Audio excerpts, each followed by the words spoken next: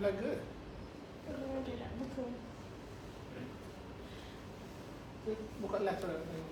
So, Assalamualaikum warahmatullahi wabarakatuh. Alhamdulillah wassalatu wassalamu ala Rasulillah wa ala alihi wa ashabihi wa man wala wa ala man sara ala nahjihi ila yaumil qiyamah. Alhamdulillah, sama-sama hari ini kita merapatkan sedikit kesyukuran kepada Allah Subhanahu wa taala kerana hari ini telah masuk kepada 3 Ramadan Al-Mubarak pada hari ini. Dan rasanya masuk 3 Ramadan ni kita rasa macam ni sini. Masuk 1, 2, 3, 4, 5, 6, 7. Tapi 7 hari maka biasanya akan berada. Muslim-Muslimat yang dirahmati Allah Subhanahu wa taala, saya Ustaz Wan Bismillah Ridwan Syafi'i, moderator pada hari ini, dan saya merupakan daripada Awabin Publication yang merupakan antara yang menjalankan program pada hari ini bersama dengan Hib Digital. Untuk pengetahuan semua, sebelum kita mulakan soal jawab fiqh pada hari ini, saya ingin medium yang kita berada sekarang ini. Untuk pengetahuan semua, program yang kita jalankan pada hari ini merupakan satu program di bawah Taman Ilmu Menelusuri Jejak Awabin, di mana program ini dikendalikan hasil kerjasama antara Awabin Publication dan juga Hib Digital.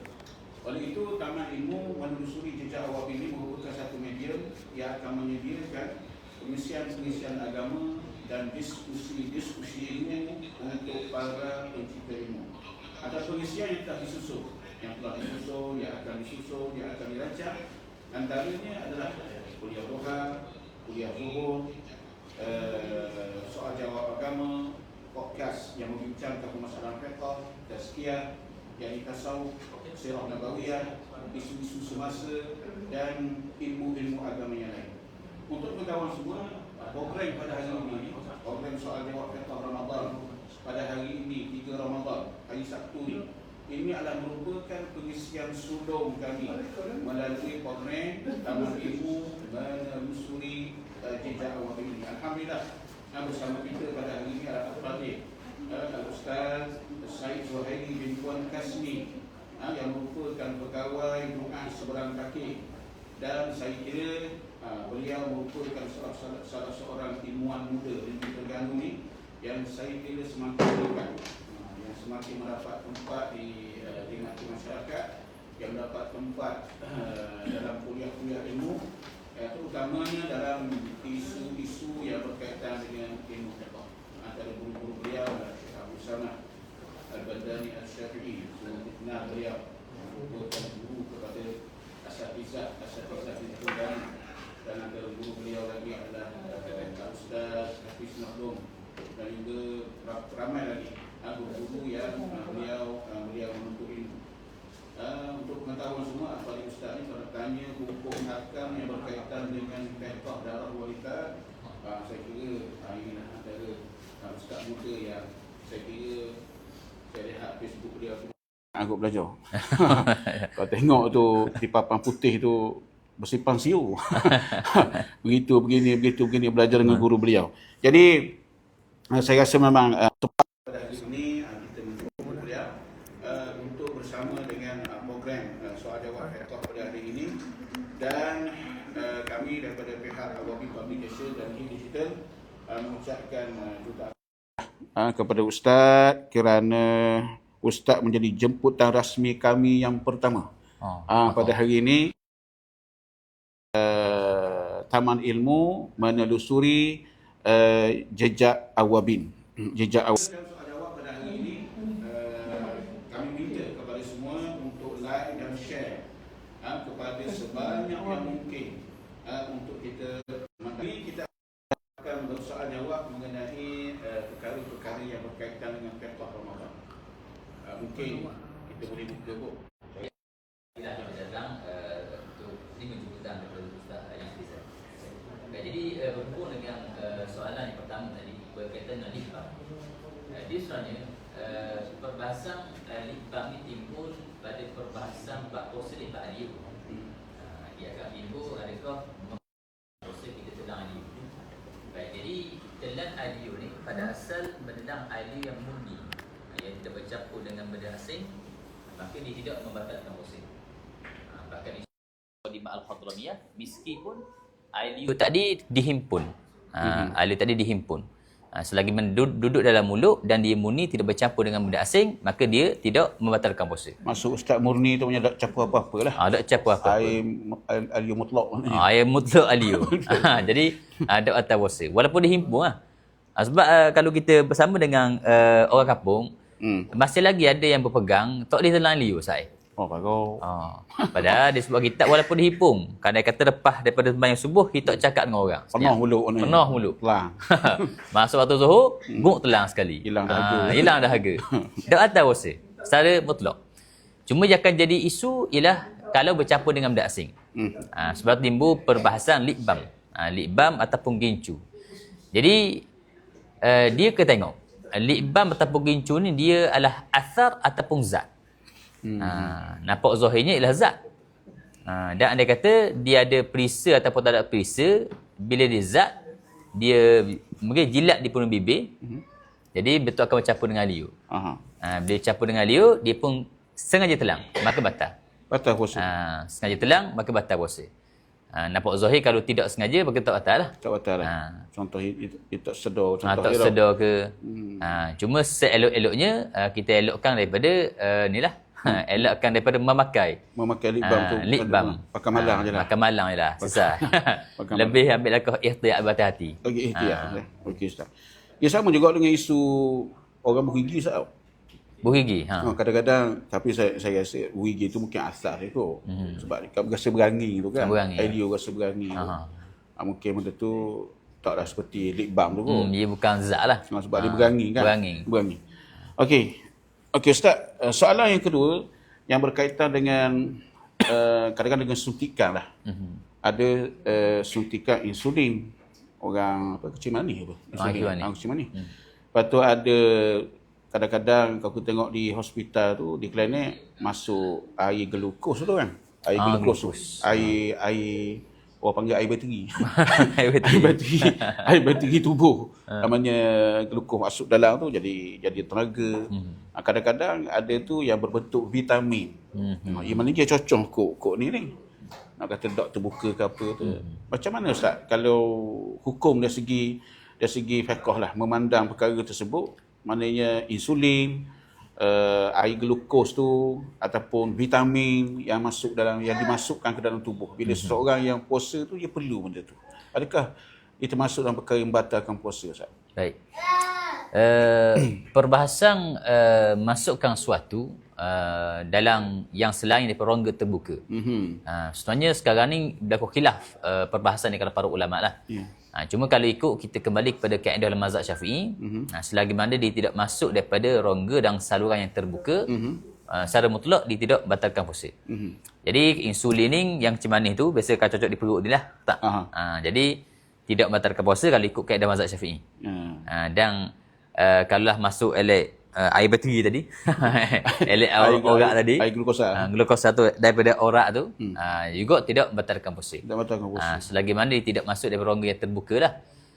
Andai kata dimasukkan dalam rongga terbuka, barulah yang akan timbul isu batal puasa atau tidak.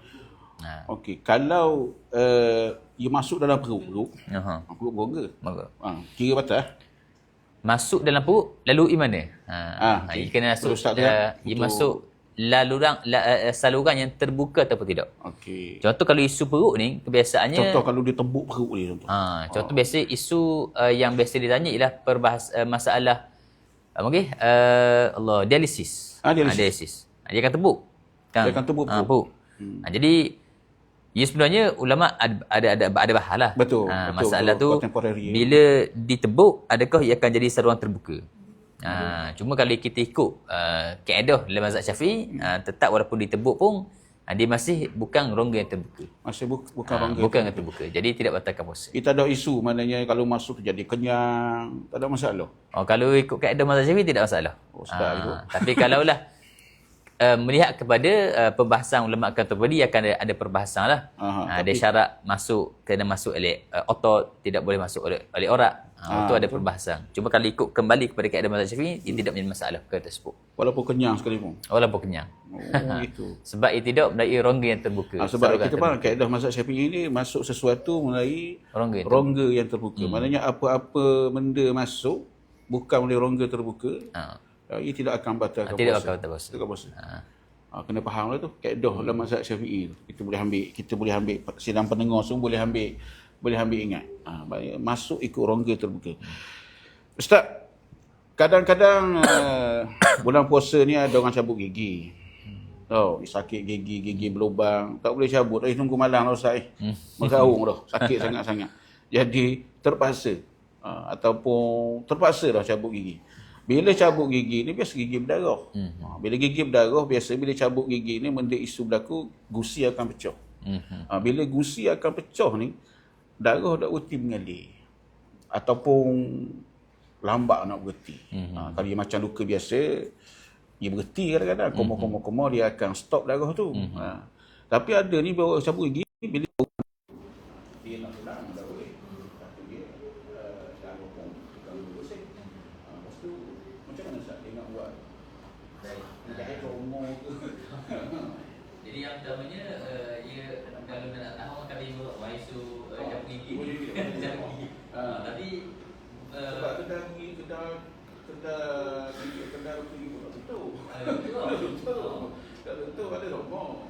Kita suruh je kalau orang kakak bertanya kita suruh pergi mana je. Pergi mana? Lepas tu pergi swasta. Swasta kalau takpung cabut tu dulu je. Mahal sikit lah. Tapi kalau dia jadi isunya kalau tak ada duit, jadi dia akan di kerajaan ikut turn. Dia turn tu dah terlalu lama tu. Dan kalau ikut tengah yang kata dan tulang giliran dia tu pada bulan Ramadan siang hari. Macam tu buat appointment. Cabut. Pilih. Lepas tu dia akan jadi berisu gitu lah. Swasta ni Walk-in je. Jadi kalau dah pocik-pocik yang dia akan berformal. Lepas tu dia tu giliran dia tu memang bulan Ramadan sehari. Memang siap tahu. Kalau nak cancel dia akan jadi lambat pula minggu. Jadi pasalah siang hari. Dan kerja masih siang. Memang siang lah. Tak ada orang lah. Gitu lah. Tapi kita kata kalau boleh swasta. Untuk lebih berhati-hati sikit.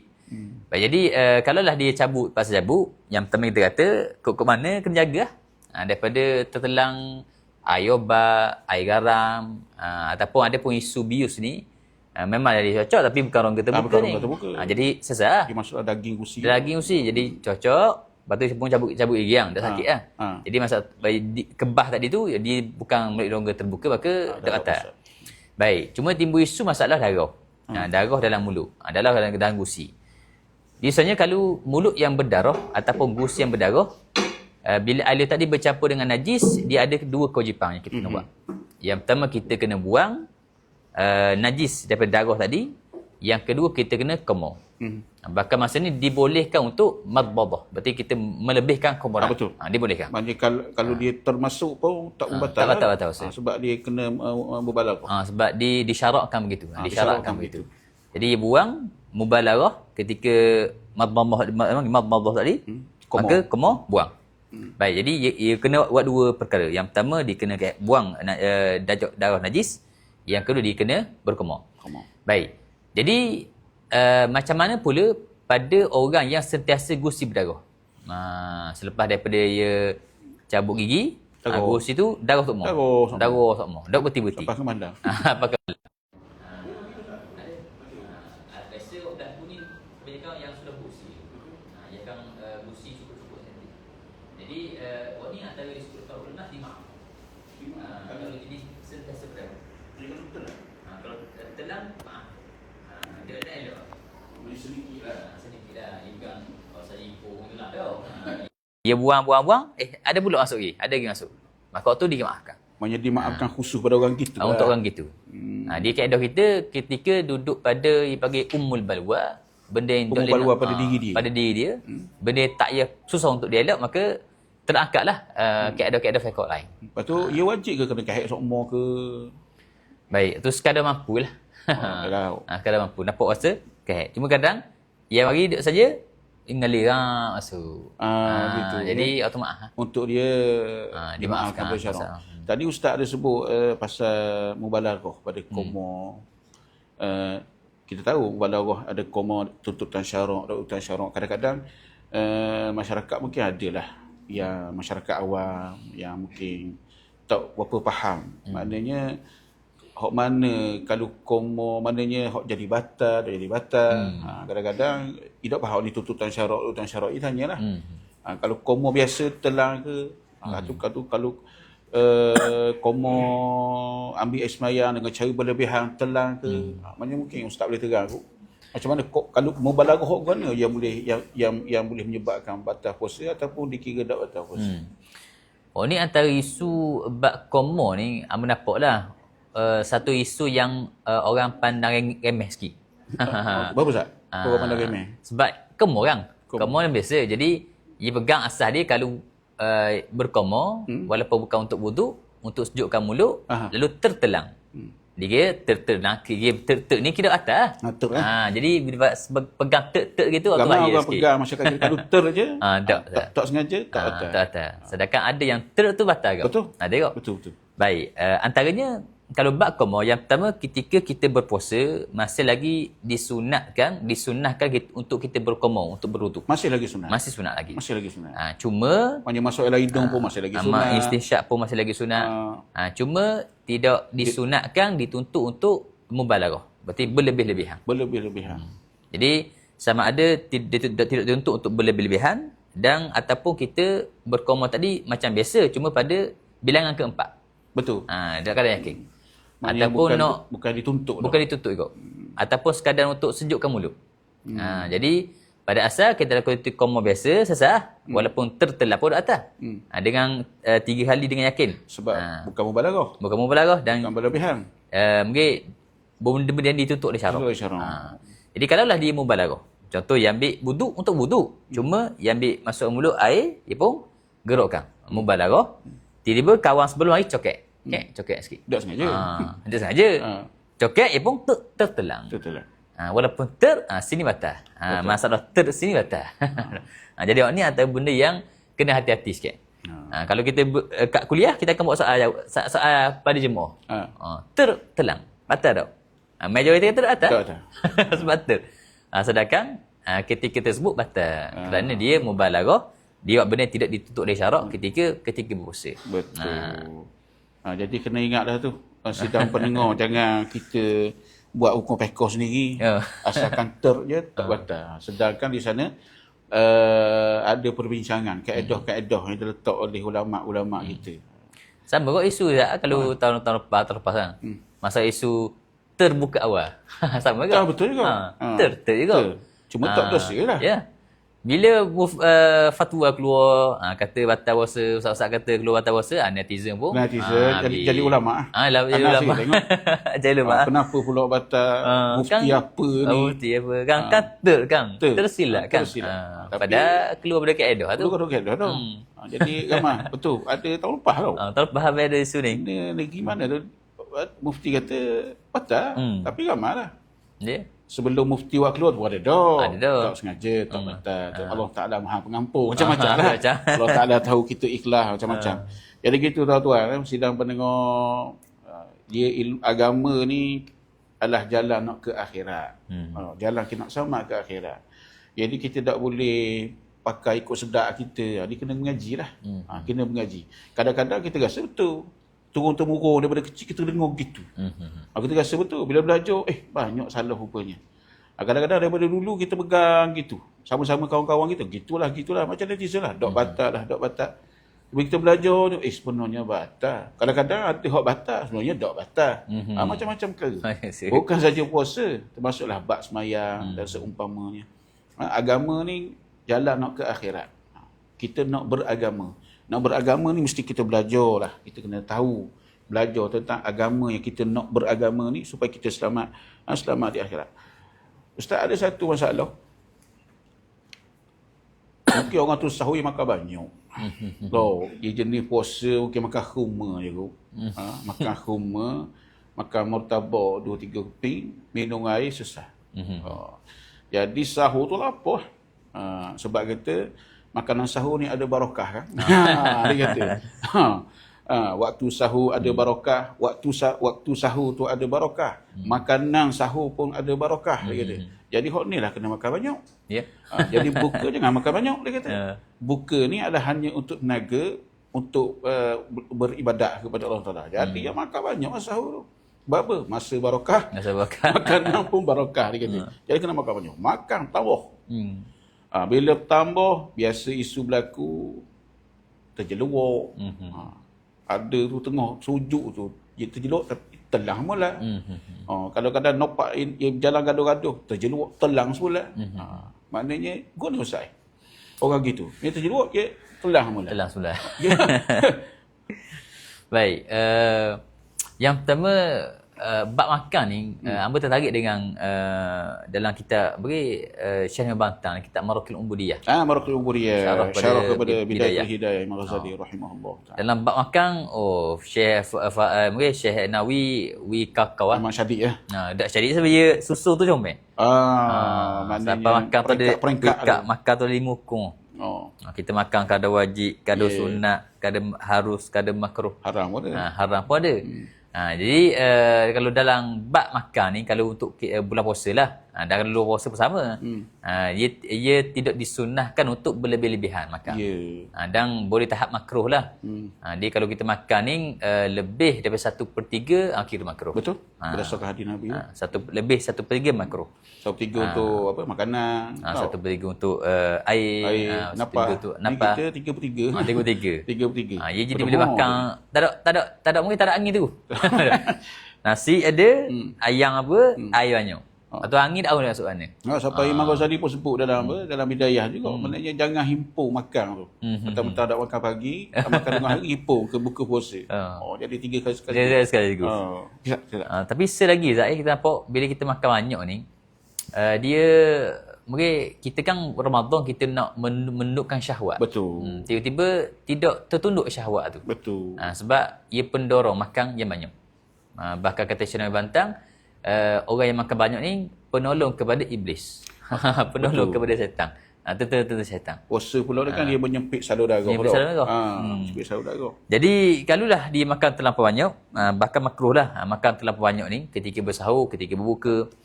Jadi lalu ketika semayang, contoh rokok, sujud, tiba-tiba jeluak. Dan masa tu dia pun tertelang. Kalau tertelang sesah dak batal. Tapi kalau sengaja telang, itu jadi isu. Baik, cuma kena ingat. Kan biasa jiwa dia naik turun kan. Kadang-kadang tanpa kawalan kita. Bukan ikhtiari kita. Bukan ikhtiar kita lah. Jadi cuma kena ingat satu benda, mutah ni atas kalau muktamad kena najis lah. Betul. Bila najis, macam kita sebut tadi, wajib buang dan kedua wajib berkumur. Kalau semayang kena berhenti ya. Kalau semayang, kalau orang kata jeluak tu kekal dalam mulut dia. Kekal dalam mulut dia. Maknanya najis tu kan. Najis kekal dalam mulut dia. Wallahualam Ustaz.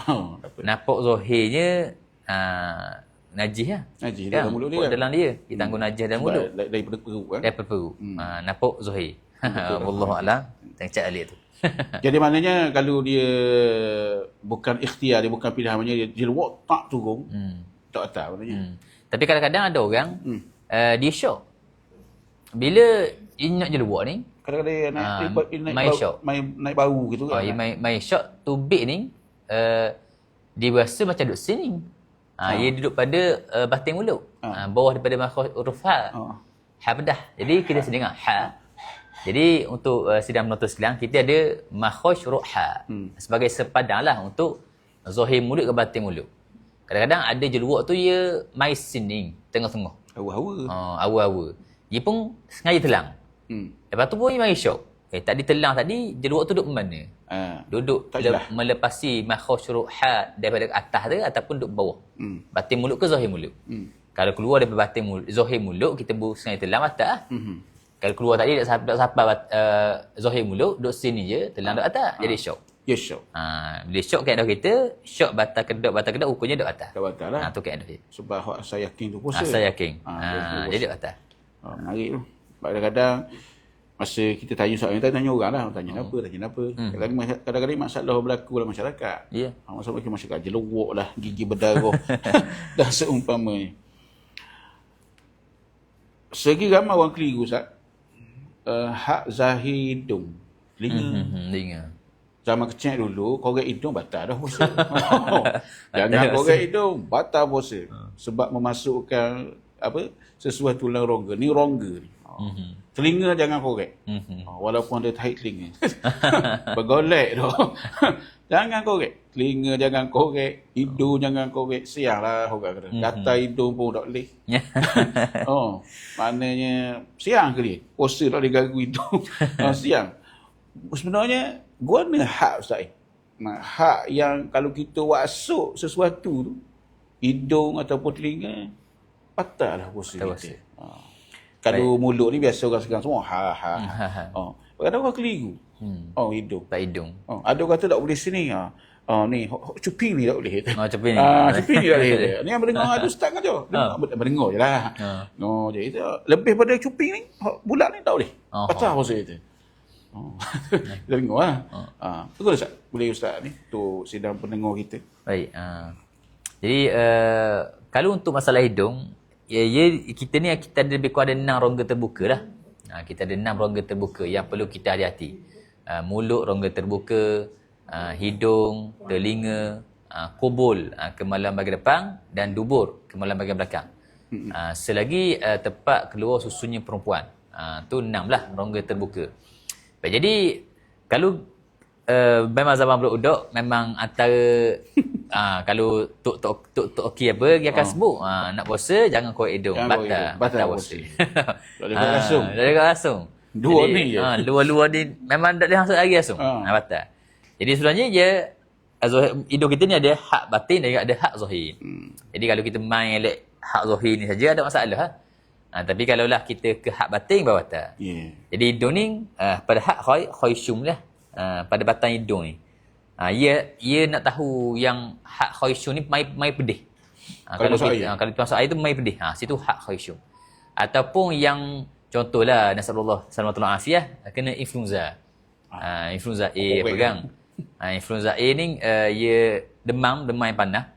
Dan tak dapat detect melainkan kena swab test. Ustaz kena ke? Kena dah. Patut tahu. Jadi ambil darah tak akan detect. Dan ia salah satu jalannya untuk detect di influenza A ataupun tidak, ia kena masukkan ataupun kena swab test. Kapah jadi ia masuk ia punya plastik tu, kapah tu, colok pada lah. Kan kalau orang yang kena pernah zaman Covid kan, lepas tu beg mata lah. Colok apa mana orang? Abang pasti ia naik atas ni akan pusing sini. Apa atas ni? Sini. Sini lah. Kira naik atas mungkin kena atas hidung lah. Kena hak khayshum lah ni. Pedih dia. Betul. Pedih. Bila dia pusing puasa pedih. Itu hak khayshum tu. Jadi kalau ikut kaedah mazhab Syafi'i, swab test batal puasa. Sebab dia sampai tepi tu. Tanpa kita nafikan fatwa kata ada batal. Kita ambil pandangan sebagai ulama yang kata bukan rongga yang terbuka lah. Baik tu sesat sebab ada masalah. Baik. Jadi hidung ni yang kata batal hak khayshum lah. Jadi luar-luar ni hak khayshum dan ke atas batal. Kalau yang luar-luar ni, contoh nak pergi kerja tengok bulu hidung penuh tu baik. Kerak lah ya, takut lah. Ambil kuting kerak tak salah. Ambil sen tu masuk dalam kerak tak salah sebab ia main luar ni. Ia tak sampai lah hak khayshum. Cuma bab isu ni biasa hidung ni biasa orang tanya masalah inhaler tak? Inhaler hidung. Ya. Inhaler orang lelau. Inhaler hidung. Asma. Kau mana? Ia tak sejuk main sejuk atas kepala atas angin. Apa dia panggil inhaler. Inhaler kan? Bukan serat tu je. Bukan. Waktu asma. Waktu asma. Dia segut hidung. Bukan ni. Hidup. Buat ni hilang semua tu.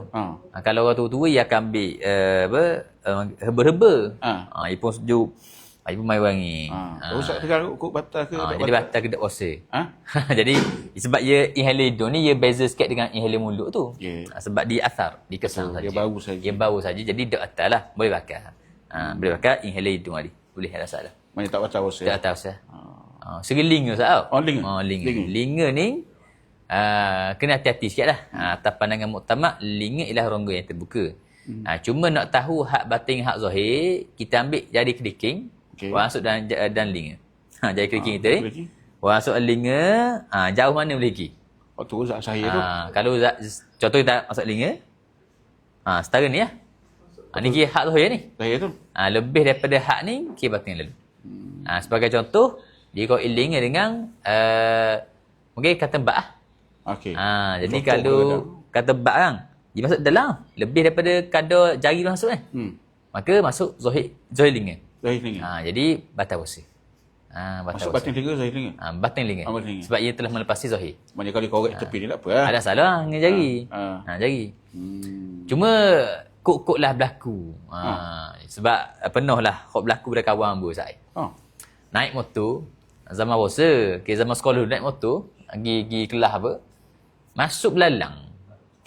Yang nak belalang kecil tu. Masuk dalam telinga? Dalam telinga. Masuk dalam tu? Masuk dalam tu. Padahal ni? Padahal. Siapa tahap kita nak tarik tu tubik. Sebab dia gigit gendang telinga. Allah ya. Gengang gigit. Jadi gigit klenek lah. Jadi klenek, Messi masuk tu. Siap kamera tau. Masuk dalam ni? Dalam. Lepas tu, cabut. Cabut. Memang besar tu. Besar ni. Memang gigit tu gendang telinga. Mana boleh masuk? Tu kata. Tu nak akademek ke apa, masuk telinga. Jadi, hari tu puasa. Jadi, bukan batal dah puasa. Jadi, kalau ikut kaedah mazhab Syafi'i, dia masuk tu bukan ikhtiar kita, maka sesat lah. Sesat. Masa sekarang, bila kita izinkan doktor masuk tau. Yang sengaja tu. Waktu kita pilih. Kita pilih tau. Jadi masa tu, nampak zahir, batal puasa. Batal puasa. Cuma, kalau berlaku begitu, boleh ambil pandangan Imam Ghazali. Imam Ghazali juga mazhab Imam Syafi'i. Dia berpandangan telinga bukan rongga yang terbuka ataupun saluran terbuka. Telinga. Jadi ambil pandangan Imam Ghazali, kira sahlah proses hari tersebut.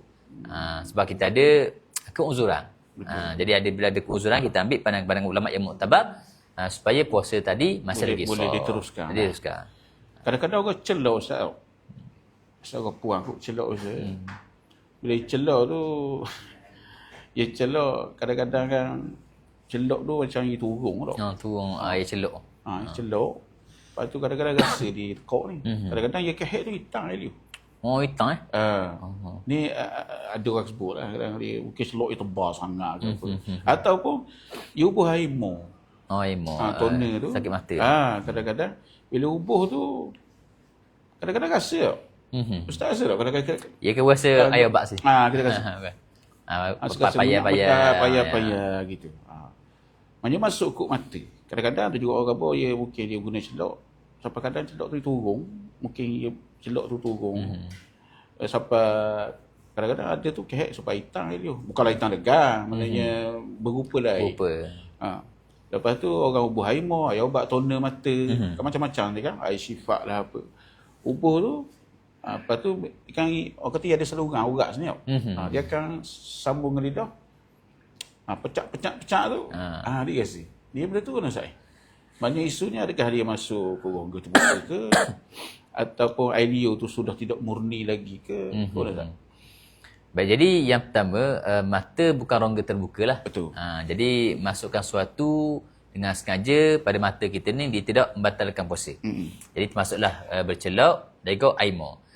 Cuma timbul isu ialah pada perbahasan rasa aimo juga celok tadi lah.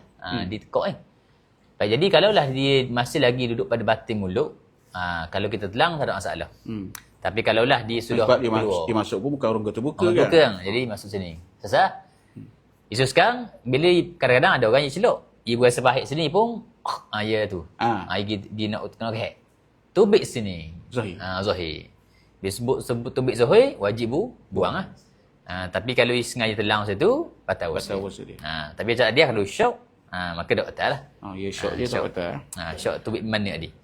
Berasa pahit-pahit tu, tapi tak yakin lah tu ada sini ke ada bau. Cuma hawa-hawa. Hawa-hawa gitu. Biasa kalau ubuh haimo lah. Haimo. Sebab anak pernah kena sakit mata dulu lama tu. Bulan puasa. Merah ni, kena pergi doktor pakar. Masuk ni, air atas kanopi bazar tu masuk dalam mata. Lepas tu kena masuk. Masa nak pergi, air tu tumpah. Ingat tak merah. Lepas tu kata merah macam biji saga tu. Pergi klinik biasa, klinik suri doktor pakar. Lepas tu dia kata kena kuarantin. Oh, korang tengok Tak boleh duduk dengan orang jakit ubat. jakit. Ubat sejam sekali kena ubah. Oh. Sampai kuning senyum mata anak saya. Tapi rasa. Tapi tak sampai atas lidah sangat, tapi bawah lah. Rasa obat ya. Rasa obat sejam sekali. Sejam sekali. Pas sejam apa? Pas sejam kita kawin. Patah habis kuliah-kuliah tu seminggu. Maksud lama dah. Korang tengok, kena korang tengok. Zaman masa tu tak kopi-kopi ada lagi situ. Belum lagi. Lama Belum sangat. ada. Tapi ingat buah ubat, tapi yalah kita tahulah orang tak terbuka, jumpa kita rasa sedap. Tak sedap. Rasa pun. Ustaz, kalau orang perempuan istihadah Ustaz. Kadang-kadang orang perempuan istihadah ni di bulan Ramadan. Kadang-kadang dia ubuh dia duk cakung. Dia ubuh tisu kan bawah dia tu. Kadang-kadang dia tak embuh bagi darah tu keluar, dia jolok sikit. Tisu kapas tu di dalam tempat keluar tu lah. Jadi dia masuk dalam. Guna saya masuk kira guna saya batal ke puasa ni? Sebab itu perempuan istihadah dah berlaku. Baik. Jadi bagi perempuan yang mustahadah, yang sentiasa tubik darah istihadah ni, dia bila darah tubik sama, dia akan jadi berisu gini ya. Yang pertama, perempuan istihadah ni sama hukum seperti perempuan suci. Tak wajib puasa, tak wajib sembahyang. Cuma ia akan jadi isu bila darah tu tubik sama, daimul hadas, sentiasa berhadas, maka ketika berwuduk tu dia ada syarat untuk sah wuduk dia. Jadi untuk perempuan yang sentiasa keluar darah istihadah, dia kena ingat beberapa perkara dah. Jadi ketika nak contoh dia puasa itu dia puasa dan dia nak sembahyang zuhur. Baik, syarat nak sembahyang zuhur untuk berwuduk, dia kena tunggu masuk waktu dulu. Tunggu masuk waktu barulah boleh untuk berwuduk. Baik, yang kedua lepas masuk waktu zuhur, gigit tandas. Yang kedua dia basuh kemaluan dia. Yang ketiga wajib masuk kapas dalam. Untuk mengurangkan darah tu keluar. Yang keempat, ia pakai pad pakai modeh. Lepas tu wajib dia wuduk dan niat sahaja aku berwuduk untuk mengharuskan solat. Lepas tu wajib solat segera. Itu syarat dia. Kalau lah pergi balik ikan dulu, pergi baik kilasir dulu lepas wuduk, wuduk batal kena start dari awal mula. Tu bagi perempuan yang istihadah ataupun orang lelaki sama ke? Orang yang daimul hadas, salisul baul dan seumpamanya. Kalau dia daripada rumah tu dia pergi masjid tunggu imam dikira Ustaz. Baik, itu masalah sembahyang. Masalah sembahyang tak apalah. Ya kalau tidak ada masalah sembahyang, termasuklah nak main sunat dulu ke sebab sedang berada dalam masjid, imam pun datang lagi. Maka masa tu ada masalah. Waktu ada kaitan ada kaitan dengan masalah sembahyang. Tapi kalau tidak ada kaitan sembahyang, ia buat macam dia pergi basuh kereta dulu ke apa. Basuh baju. Basuh baju dulu kejap. Wuduk dah ni, pergi basuh baju kejap. Lambatkan sembahyang, maka masa tu wuduk batal kena start dari awal. Cuma timbul isu jadi gini ketika dia bulan Ramadan. Jadi dia nak maya zuhur, tunggu masuk waktu zuhur, pergi tanda basuh kemaluan, ia pun masuk kapas. Baik, batal ke tak puasa? Situ. Baik, jadi bila masuk kapas dalam, maka masa tu dia sudah melepasi batin kemaluan. Batin kubul. Baik jolok sikit. Jolok sikit. Dia masuk dalam. Sebab dia bila perempuan dia masukkan sesuatu melebihi kadar wajib istinja. Melebihi kadar wajib istinja, berarti ketika duduk tenggek yang kawasan terbuka waktu jadi sahih. Waktu wajib basuh ketika istinja. Wajib kita mandi wajib tu lah. Mandi wajib basuh najis kat situ je. Ada pemasuk sikit di dalam walaupun sikit, kira batin dulu. Jadi menggunakan kapas masuk sikit dalam tu untuk mengurangkan najis tu keluar, darah tu keluar, hukumnya membatalkan puasa. Batal puasa. Istihadah tu. Istihadah dia. Jadi antara jalan penyelesaian ialah jangan tak kapas. Pakai pad. Pakai pad je. Punya ketat sikit lah. Ketat. Ia gini, ia pada asalnya wajib pasal kapas. Tapi kalaulah ia pakai kapas tadi menyebabkan dia selesa ataupun menyebabkan sakit, sebab darah istihadah ataupun haid panah. Sifat panah. Ada pengalaman saya. Ada? Ada pengalaman. Ada. Orang cerita lah. Orang cerita. Yang ketiga, sedang berpuasa. Jadi kalaulah dia dok selesa pakai masuk kapas dok selesa ataupun sakit ataupun sebab akan puasa, maka dok wajib masuk kapas. Pakai pad je lah. Pakai pad. Pad je, selesai. Lepas tu pad tu ada syarat kena ketat tau. Kena takut. Kadang-kadang ada orang berbincang jangan ada dia panggil jangan ada rua. Dia buat sebaik mungkin lah. Rapat sikit. Dia rapat sikit. Sedikit pakai sahih yang standard lah. Cuma kebiasaan yang poin pakai sahih dia tu lah. Menutupi lah. Supaya tidak keluar ketika ia bukan untuk tidak mengeluarkan darah. Untuk mengurangkan. Mengurangkan. Kata Darah Facebook, nak keluar kata cuma akan mengurangkan. Mengurangkan. Pengeluaran darah dia. Tu kaedah dia lah. Sama ke masalah prostat Ustaz tau? Sama prostat. Sebab prostat dia Masuk jarum. masuk jarum ke bawah tau. Maknanya kau dah sama juga macam batal puasa. Baik, masalah prostat kan biasa prostat ia akan masuk jarum tu, ataukah ia akan kecil dalam beg dia tu lah. Kan? Cuma prostat ni kalau dimasukkan jarum tadi pada siang hari Ramadan, maka batal. Tapi kalau lah tak batal, boleh malam. masuk malam. Malam. Berarti masuk sebelum waktu fajar, contoh sahur, dia masuk dulu. Dia masuk, lepas tu selesai, dia sipang. Masuk waktu zuhur, mungkin lepas fajar, mau zuhur, dah cabut oh. Jadi kekal dalam tu, dah atas rasa. Tukar esok pula ni. Jadi kalau dia cabut, dah atas rasa sebab keluar bukan masuk. Bukan masuk. Jadi selesai. Itu isu dia. Jadi mungkin nak tukar tu, mungkin nak masuk pula, masuk malam ni. Lepas buka. Maknanya jangan buat siang lah. Jangan siang. Pandai-pandai tau. Jadi waktu antara cara lah. Kalau kita tak boleh, batal puasa lah. Kalau prostat tu. Macam Ustaz sebut tadi, kita pun faham bahawa hak zahir kita punya punggung bawah ni adalah masa kita duduk cakung kan. Kadang-kadang bulan puasa ni ada orang bila dia buang air besar tu, dia basuh tu, biasalah kadang-kadang dia minta maaf cakap dia basuh tu kan dia was-was ke ataupun hidup selesa ke. Atau memang tabiat dia ke. Kadang susah juga dah saat was-was ni. Ada orang tanya anak apa berdarah ada dia basuh. Kalau teruk. Maknanya adalah, maknanya kita tahu hak ya kita untuk mandi wajib, untuk kita istinja. Maknanya untuk kita basuh tu cukup hak zahir kita duduk cakung lah. Tapi kalau bulan puasa, kalau duduk puasa tak apalah. Bulan puasa ni ada hak jenis mubalarah ke. Maknanya dia basuh tu dia saat dia masuk jari tengah dia tu ke dalam. Macam masuk lah. Jadi mana puasa dia Ustaz? Baik, sebenarnya ya gini, pernah sekali kita cerita sikit. Ada orang jabatan bertanya. Berapa kemungkinan lah orang kita ni ada buat jenis begitu tu ia ikut earning. Petua. Ada petua Dia kata kalau lah ni ada orang bertanya kita. Jadi kenapa orang tua dia beri petua kalau tak nak elokkan daripada kena penyakit puasa. Kalau nak elokkan daripada penyakit puasa ataupun boleh mengurangkanlah simptom-simptom ni boleh penyakit puasa. Caranya ialah ketika kita qada hajat, basuh air tu, masuk jari sikit dalam, basuh tepi-tepi. Basuh. Masuk dalam sikit jari basuh tepi-tepi waktu dapat mengelokkan daripada kena penyakit puasa. Petua. Dia tanya-tanyalah kita betul ke tak gitu. Dan kebetulan itu kita kata kita pula pemuda kan. Pemuda. Wallahu a'lam. Tanya petua. Tanya petua kita pemuda. Wallahu a'lam tu dak jing jumpa lagi. Dan kebetulan nak jadi cerita ada kitab soal jawab Syekh Abu Samah. Yang 3 jilid tu. Ya 3 jilid tu. Ada bab tu.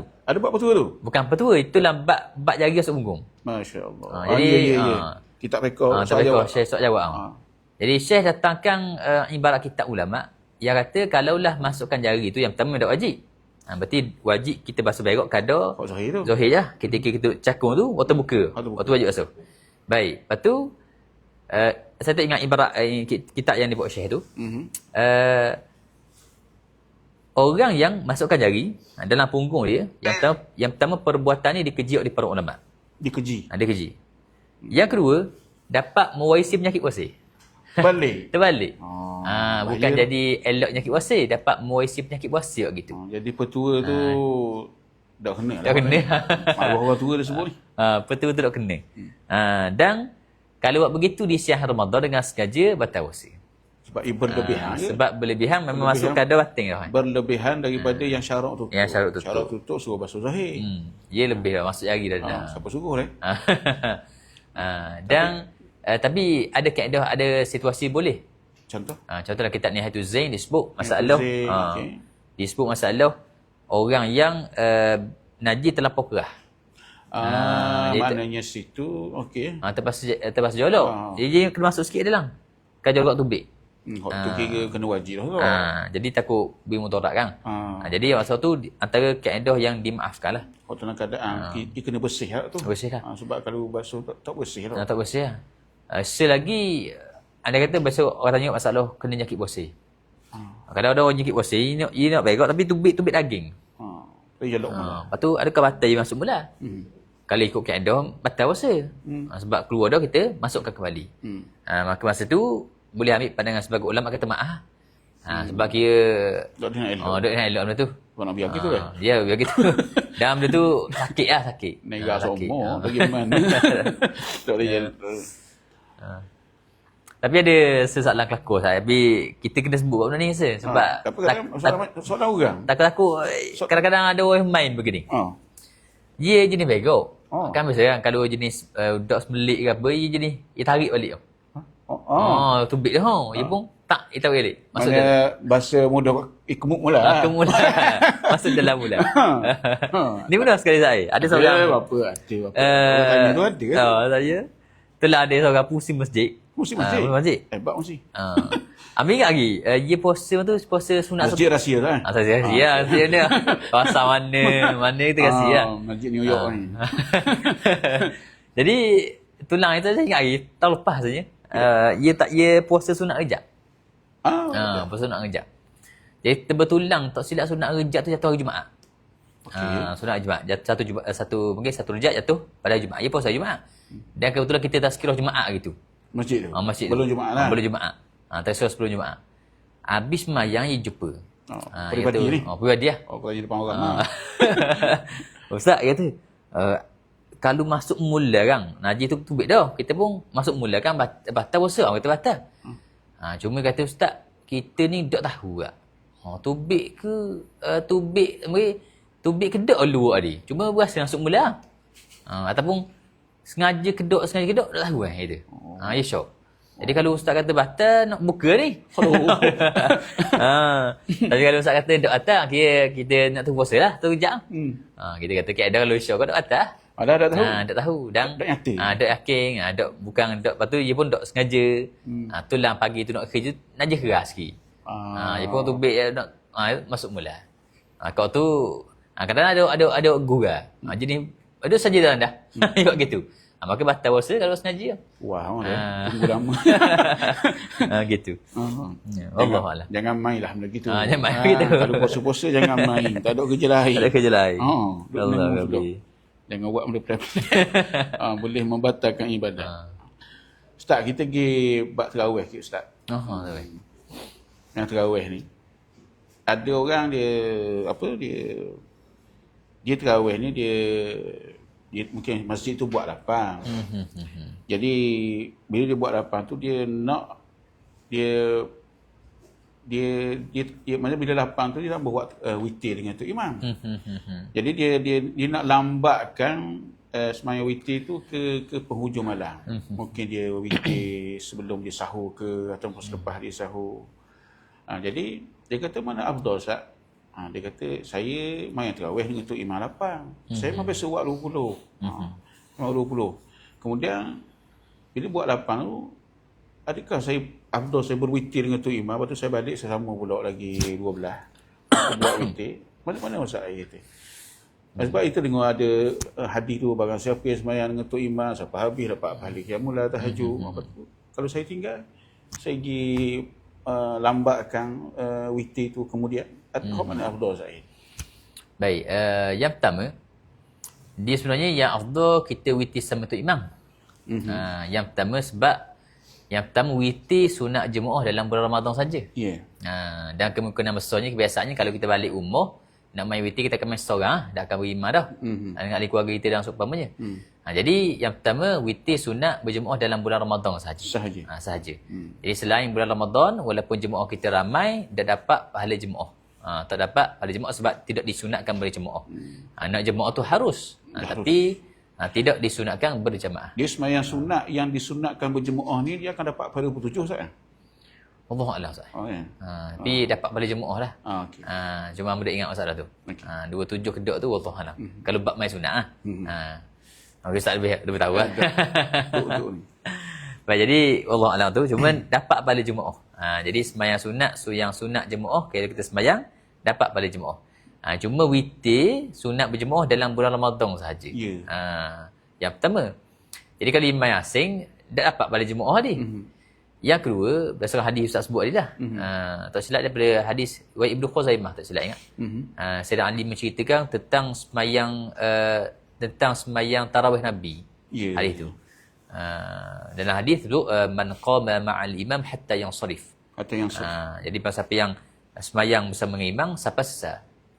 Kataballahu lahu qiyama lailatin. Dicatat baginya telah berqiyam lail sepanjang malam. Sepanjang malam itu. Jadi dapat balik qiyamul lail pula. Sepanjang malam. Jadi itu dua fadilat besar. Ketika kita sembahyang witir berjemaah bersama dengan imam. Jadi sebaik-baiknya kita lesarkan sama dengan masa.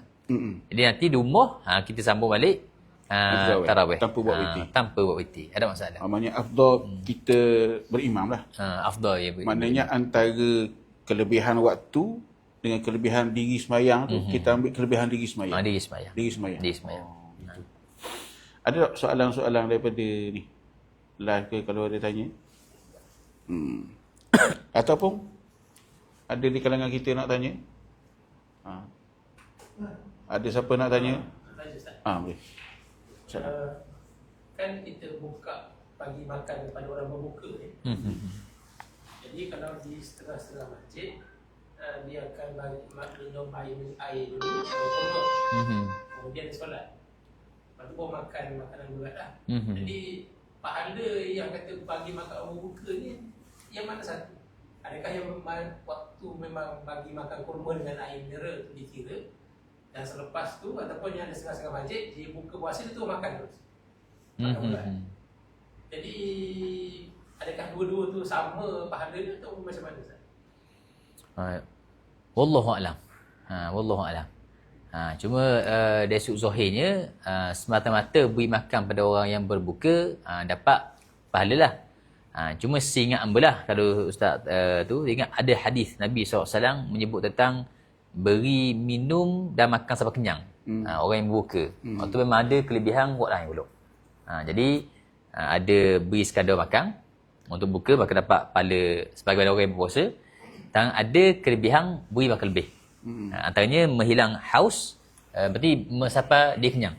Selesai. Sampai selesai. Waktu ada kelebihan suku. Cuma tak ingat hadis tu. Tak silaplah dalam kitab Fawaid As-Saum karangan Syekh Izzuddin bin Abdul Salam. Dia sebut kelebihan beri makan pada orang puasa. Dan dibahagikan yang makan kebiasaan ataupun sampai kenyang. Cuma ada hadis yang mengatakan sahabat bertanya, maknanya siapa boleh beri makan? Sahabat-sahabat ada yang bukan semua kaya kan. Sama ada hadis Nabi kata walaupun seteguk air. Walaupun seteguk air, walaupun sebiji kurma akan dapat kelebihan bila orang buka puasa. Macam ustaz kata kenyang tu orang kata pahala lain pula Allah nama moderator.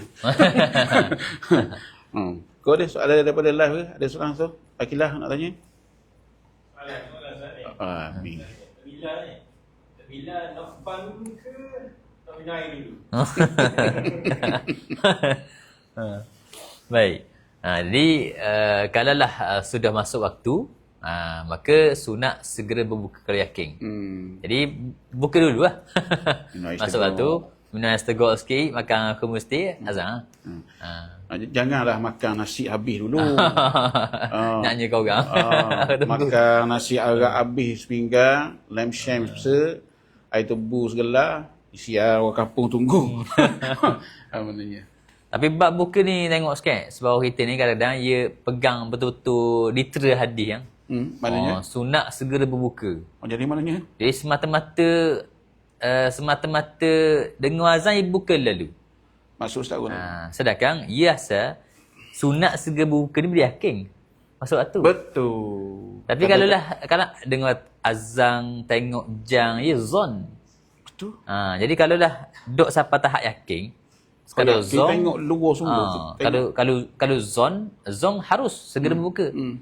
Kalau tahap yakin baru sunat segera buka. Jadi kalau kita dengar azan sunat tunggu sikit lagi sampai tahap yakin. Contoh yakin dah. Tengok jam tepat dah, azan pun, masjid tu azan, berdiri lagi. Tak yakin tu. Barulah kita buka. Baru sunat segera buka.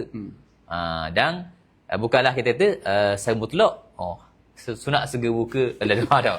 Kadang-kadang Tok Bilal pun manusia tau. Kadang-kadang ia salah juga. Salah. Berlaku.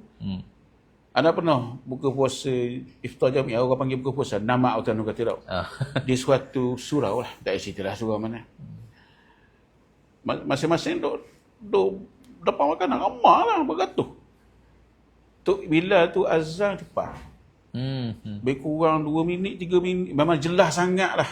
Bukan beza seminit. Memang 5 minit kot. Wah aku. Belum masuk waktu. Kita tengok jam semua. Tiba-tiba dia Allahu Akbar, Allahu Akbar. Ramailah orang yang makan. Asal baik anak nak makan. Salah. Okey, nak makan? Lah, sila. Ada 2 soalan. Yang pertama kita ambil soalan hukum jual makanan ketika waktu puasa ni kepada non-Muslim. Boleh ke? Dalam TikTok soalan ni. Mana dia tahu? Dia tahu. Hukum jual makanan kepada non-Muslim ketika waktu puasa lah. Boleh ke tak? Baik, sebenarnya hukum jual makan kepada orang untuk dok puasa lah. Termasuk non-Muslim hukumnya haram. Betul. Haram. Lepas tu nak jual ke dia orang tanya. Jadi kita pun jual online. Jadi kita menjual tu atas dasar yang pertama, anda kata mungkin zon kita, sakat kita dia orang musafir. Bila musafir cukup jarak tak wajib puasa. Kita buat gitu kan. Baik, ataupun kita sakat dia makan beli kita tapi dia akan makan balik lagi. Beli pukul 12 saya. Gitu lah. Pukul 12 tengah hari beli. 12 tengah hari. Dah apa? Jadi kalau ikut akal asal gitu. Cuma dari sudut mungkin ulama kan terpadu bincang balik tu wallahu alam lah. Sudut asal gitu. Kaedah asal gitu. Tak boleh lah walaupun kepada orang bukan Islam sekalipun. Sebab atas pandangan muktamad kita orang bukan Islam pun wajib puasa. Betul. Dia ada furuk pun cuma dia tak wajib atas dunia. Akhirat tetap ia akan diazab sebab tinggalkan puasa Ramadan. Berganda-ganda pula azab dia. Cuma kalau dalam keadaan penjual kantin, dia wajib buka. Contoh dia wajib buka. Jadi mana ada pelajar macam pengusaha kantin tu Muslim, tapi perintah daripada macam isu KKM baru ni kan, Kementerian Pendidikan dia suka buka. Jadi adalah pelajar-pelajar non-Muslim daripada saudara kita daripada China, sahabat-sahabat kita daripada India, jadi orang jual lah. Mungkin isu timbul situ lah tu. Kalau lah budak-budak tu ya dak balik sesat. Tak balik. Dak balik dak dos lah jualnya. Ya kata beri isu sikit kalau budak tu balik dah. Wajib puasa. Biasa 12 tahun mungkin ada balik dah kan. Balik dah bang. Jadi kalau budak jauh 1, jauh 2 dia tak balik. Balik dia tidak wajib berpuasa, tak ada tuntutan. Payah kot soalan tu lah. Jadi mungkin ulama ketemu dia keluar ke apa. Tu kena cek balik. Ada soalan ni? Ada. Soalan seterusnya hukum ni Mam Belara tanya. Apa hukum nikah bulan puasa? Nikah lah Ustaz. Kita kenal Mam kita. Ustaz Mam. Aduh. Baik, jadi nikah bulan puasa. Ia tak boleh makan. Senang cerita lah. Senang cerita lah jawab jam. Berarti ulama kata hukumnya harus salah. Nikah boleh pun. Cuma dok digalakkan lah. Nikah bulan puasa sebab ia akan tinggal banyak benda sunat tu. Nak jamu apa tu tinggal banyak benda sunat tu. Walimah apa. Jadi ia ada gangguan sikit situ lah.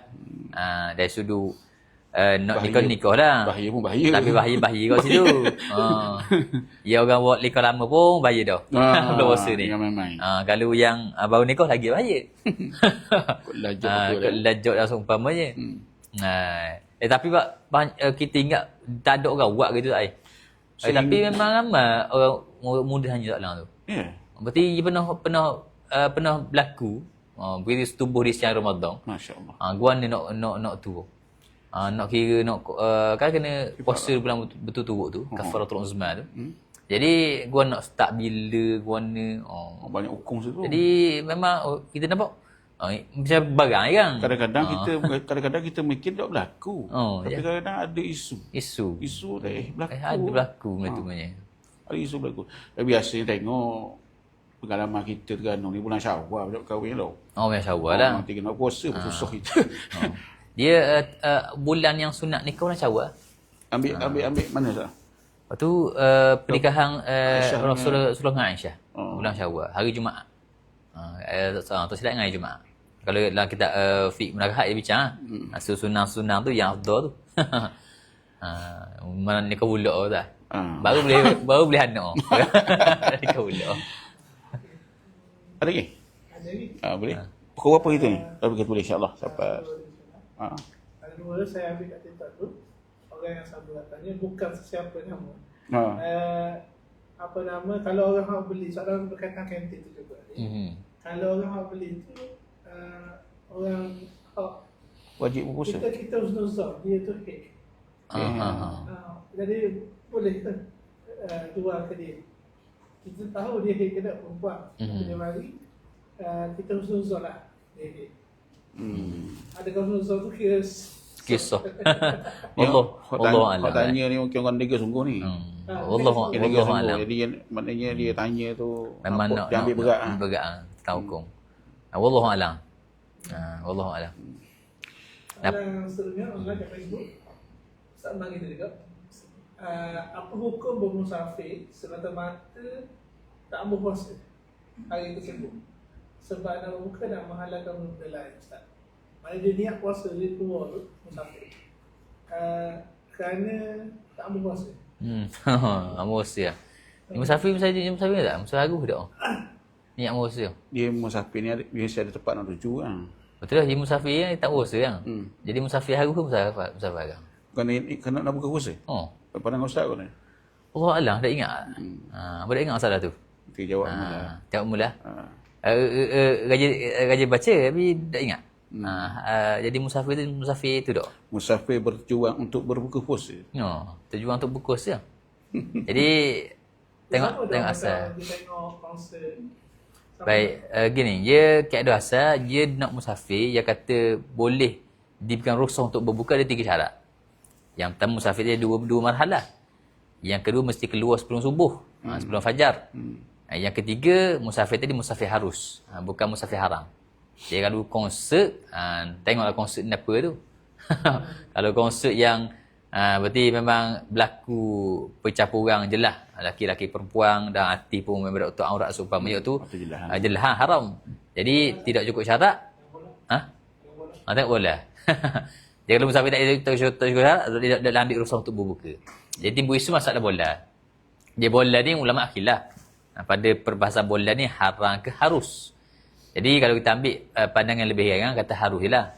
Sebab kita bukan nak tengok aurat, tapi nak tengok pada permainan tadi. Dan maka masih lagi boleh bermusafir. Tapi hati-hati sikit.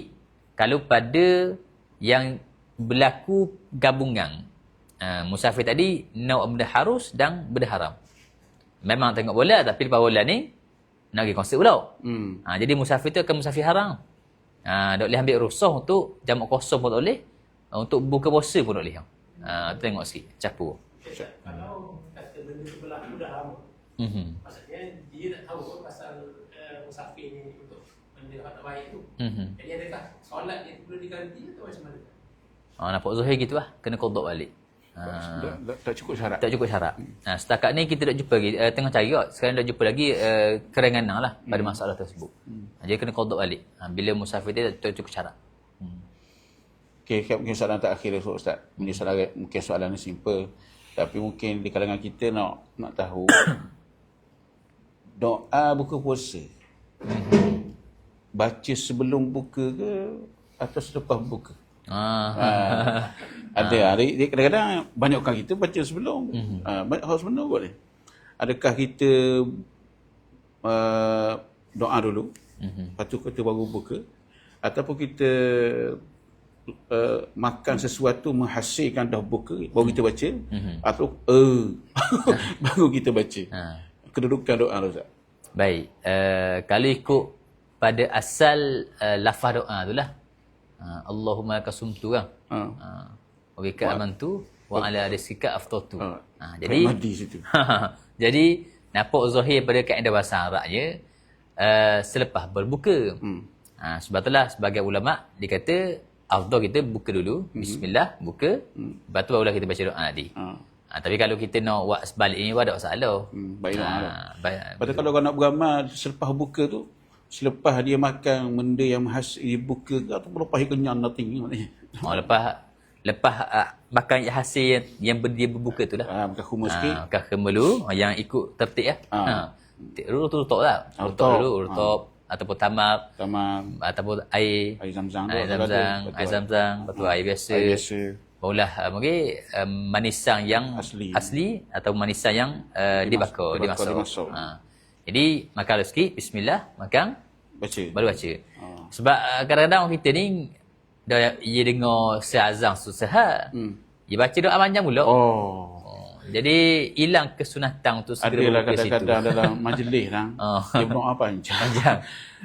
Azan nak habis dia wal mukminat lagi belakang tu. Ya doa sebelum tu. Nak doa tu kan. 5 minit sebelum ke waktu yang mesti doa kan. Sebelum tu. Ada saya penuh hati lah majlis. Allah. Baca doa panjang. Ada orang layang ustaz ni tu. Maka ada sebenarnya ada satu surah di kasut tempat lah. Doa tu ustaz juga, ustaz veteran. Dia baca panjang. Orang nak bimbang tu. Dia masih lagi nak jaga orang. Doa tu posting habis masuk. Ada orang layang ustaz buka je lah dia tu. Lambatlah. Allah Rabbi. Okey, last soalan. Ada. Ni online. Ni soalan dia daripada nama apa ni? Nafa Mall. Nafa Mall dia tanya. Mall. Nama dia dalam TikTok ni. Soalan dia non-Muslim. Kalau dia berpuasa kan dapat pahala ke tak? Ustaz. Ya, TikTok. Non-Muslim. Baik, orang yang bukan Islam, kalaulah dia buat ibadat-ibadat yang orang Islam buat, maka tidak sah dan tidak terhasil pahala dia. Cuma dari sudut manfaat tu dapatlah. Contoh kalau dia di barat dia ada satu panggil diet intermittent fasting tu. Dia ambil daripada dia ambil daripada faedah puasa. Jadi kalau dia guna intermittent fasting berarti dia ikut puasa sebulan. Jadi dari sudut pahala boleh lah. Faedah dunia je lah. Faedah dunia boleh lah. Bahkan kalau dia masuk Islam pun tak wajib kotak balik. Tapi memang dari sudut sah, tidak sah lah. Pahala pun tak dapat. Sebab memang mungkin dia terkeluar daripada syarat sah. Syarat sah puasa. Memang ada masa saya belajar dulu orang-orang Kristian dia bayar zakat. Mau bayar zakat. Dia bayar zakat. Masa belajar dia bayar zakat. Dia kata apa? Bila keluar zakat, dia buat keluar zakat. Dia ikut kita. Dia kata dapat hati tu rasa bersih. Dia rasa dia tu. Buat keluar zakat. Dia buat keluar atas nama zakat. Tak tahu dia bayar guna Allah Alam lah. Dia mikir orang miskin. Nama zakat itu dia rasa dapat mengeluarkan rasa tamak. Kesal lah. Dan saya pernah ada kawan dia Cina. Hampir masuk Islam lah. Antara Islam dia kerana dia tertarik dengan ibadat puasa. Dia mulakan puasa. Berarti zaman-zaman kita masa tu kecil lagi. Umur 18 tu. Budak-budak lagi. Jadi dia puasa sama kita. Puasa sungguh? Puasa sungguh lah. Macam puasa sungguh lah? Lepas tu dia ajak kawan-kawan. Kita ajak lah. Kita agaknya dia. Mari lah buka sekali. Dia minum air masuk je tu. Macam minum air manis. Jadi tertarik dengan nikmat berpuasa. Akhirnya masuk Islam. Tapi kalau ketika dak Islamnya dia puasa, dak boleh pahala lah. Betul lah. Tapi Alhamdulillah Allah Ta'ala bagi hidayah dari sudut bab puasa ke dia.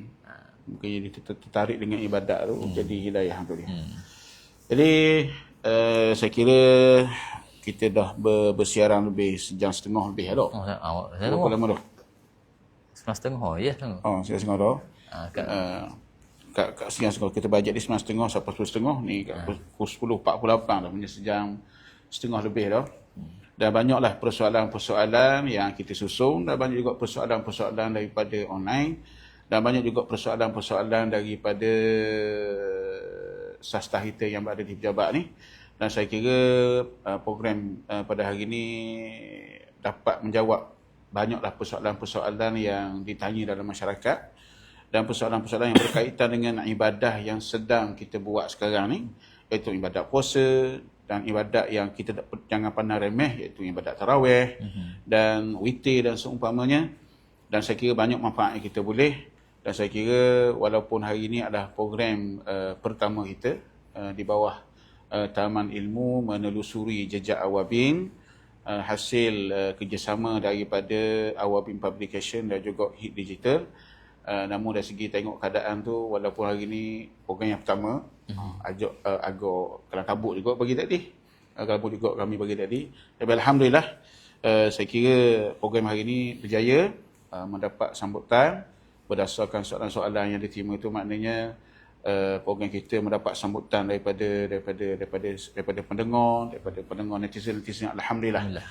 Jadi Alhamdulillah, yang keduanya, kami daripada pihak Taman Ilmu Menelusuri Jejak Awabin mengucapkan jutaan terima kasihlah kepada Al-Fadhil Ustaz Syed Zuhairi, ulama muda kita, pegawai doa Dun Seberang Takib, kerana sudi bersama dengan program kita pada hari ini.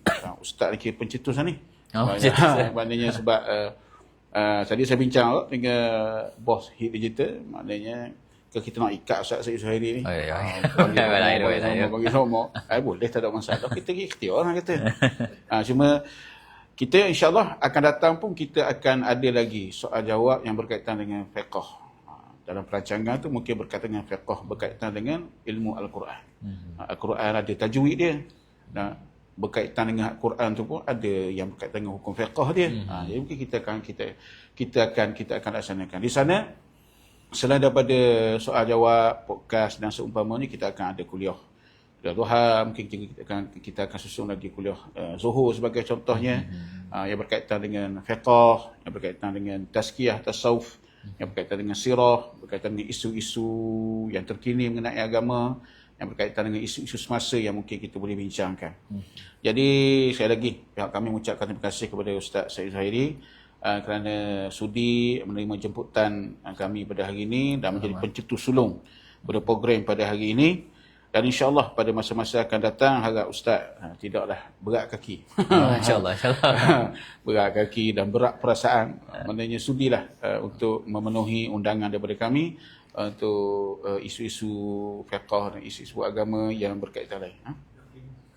Okey. Ni bukan kat masjid tau. Jadi di sini kita ada buku panduan tazkiyah buat penuntut ilmu, yang merupakan himpunan risalah 3 dalam 1. Himpunan risalah guru kami Syekhuna Dr. Muaz Said Hawa. Mungkin kalau sebut almarhum Said Hawa ini, ramai di kalangan asatizah ataupun ahli ilmu yang mengenalinya. Dan anak bongsu beliau lah, Dr. Muaz Syekhuna Dr. Muaz Said Hawa. Dalam ni ada risalah, ada 3 risalah. Risalah nasihat buat penuntut ilmu, risalah merawat hati yang luka, bagaimana nak membersih hati, nak merawat hati, dan juga bagaimana berkenaan dengan uzlah, mengasingkan diri, fiqh uzlah berdasarkan Al-Quran dan Sunnah, menjelaskan bagaimana dawabit yang benar daripada tasawuf, bagaimana nak beruzlah secara betul, sebagaimana yang dibimbing oleh panduan daripada Al-Quran dan hadis Nabi SAW. Jadi buku ni kami ada jual. Buku ni diterjemahkan oleh Al-Fadhil Ustaz Fakhur Razi dan juga saya sendiri. Jadi siapa yang nak mendapatkan kitab ini boleh klik link di bawah untuk mendapatkan kitab ini, insya-Allah. Terima kasih banyak. Jadi akhirnya berakhirlah program kita pada hari ini. Nantikan iklan-iklan dan pesanan-pesanan daripada kami untuk program seterusnya, insya-Allah taala. Terima kasih semua, jazakumullahu khairan jazak, terutama kepada Ustaz dan kepada semua yang terlibat daripada Awabin Publication dan juga Hit Digital dan semua yang terlibat secara langsung untuk menjayakan program ini. Terima kasih banyak semua. Assalamualaikum warahmatullahi wabarakatuh. Waalaikumsalam warahmatullahi wabarakatuh.